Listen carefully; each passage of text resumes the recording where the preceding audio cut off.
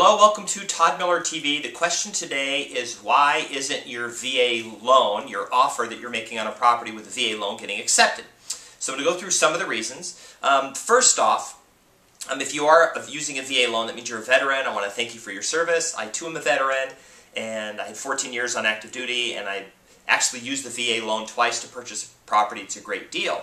Okay, so in today's market right now, it's very competitive all over the country, not just here in Las Vegas, but in California and other parts of the country. Very competitive. Now, a VA loan is 100% financing. What that means is that the purchase price and the loan amount are going to be the same. So I'll give you an example. Let's say that you're buying a house and it's a $100,000 house, and you made an offer for $100,000 VA. And there were other offers on the house, maybe FHA offers, they're putting 3.5% down, maybe conventional offer, they're putting 20% down, and a cash offer. They're just going to pay cash for the whole thing. Well, the VA of all of those has the strictest criteria. First of all, the VA loan is going to have a much more stringent inspection on the property. If they see a little leak from the toilet, they're going to say that has to be fixed. Whereas other loan programs aren't going to be that stringent. The inspector might see them, but they're not going to stop the loan. Okay.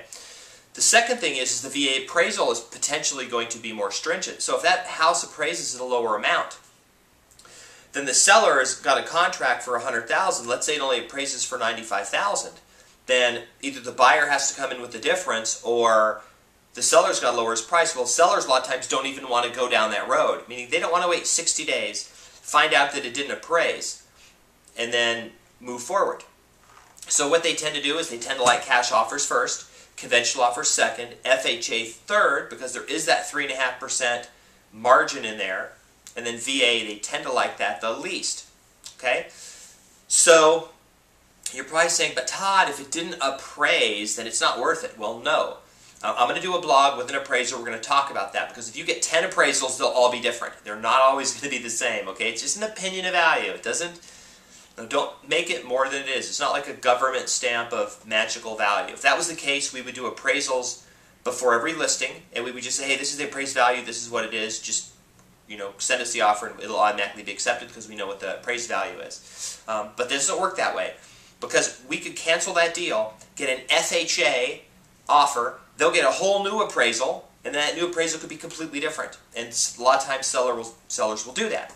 So here's a couple things you can do if you want your VA offer accepted.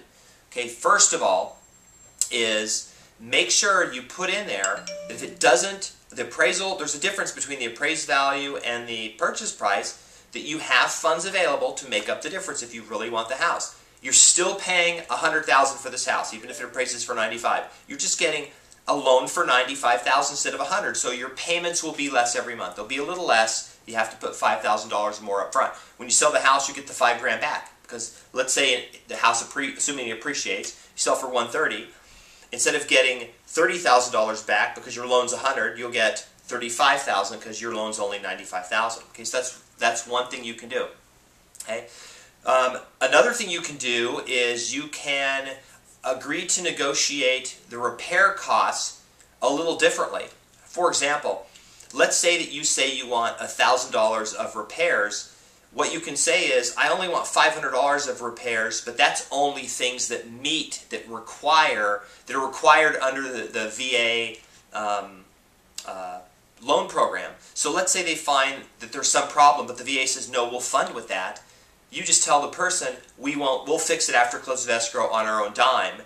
So just make the repair costs only to satisfy the loan requirement. Don't make them just generic and then try to grab that money. You might be able to pay your own home warranty. There's some things you can pay on your own. Some things you can't pay, like you can't pay the escrow fee, which is one reason why the sellers a lot of times don't want to take that VA buyer. So talk to your agent, find a strategy. Remember, it's a great loan program for veterans. It's 100% financing essentially, but there are some disadvantages when you're the seller and you're looking at that and you're saying, this could be a 60-day close of escrow, etc. One last thing, you should have the strongest pre-approval possible. I mean, it should say, not just pre-qualified, completely pre-approved. The only thing we need is a VA appraisal to fund, something like that. Someone's texting me here. So that's my advice if you have a VA and you're writing offers on a property to get something accepted. Anyway, that's my video for today, and hope to see you on another video. Thanks.